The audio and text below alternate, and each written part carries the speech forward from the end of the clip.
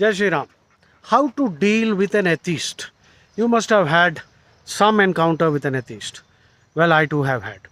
And recently, I have met one person, and he seems to be convinced that God doesn't exist. So we had a lot of discussions. Now, there are many good atheists, by the way.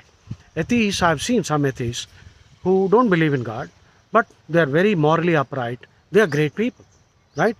So I have no problem if somebody is an atheist. But only thing is, I'm curious to know how he arrived at that conclusion. So when I asked this person, the person who I've met recently, he could not give a satisfactory answer. And so that means he has taken a dogmatic stand. Dogmatism is dangerous, right? Science does not accept any dogmatism. Every scientist knows that his theory could be disproved tomorrow. So now, religion, Hinduism will tell you, yato vacho nivartante aprapya manasa saha.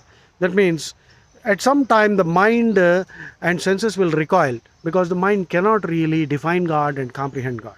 We have are some theories. Now, what to do when you deal with an atheist? These are some interesting questions you can pose. Ask him, does he know the Pascal's wager? Blaise Pascal was a great scientist, but he was a fundamental Christian.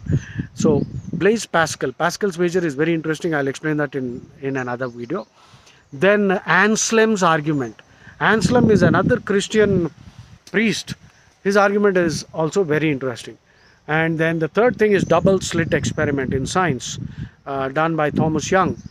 The conclusion of the double slit experiment is the most exciting experiment in science.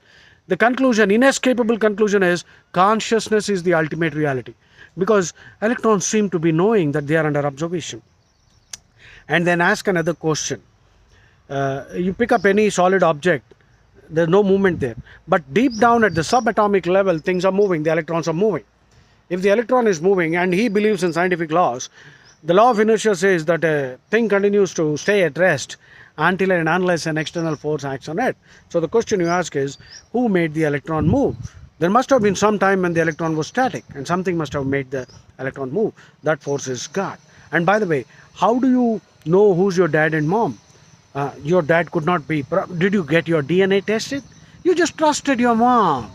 So, well, it's a matter of conviction. I do agree. Nobody can prove that God existed. God exists, and nobody can prove that God doesn't exist.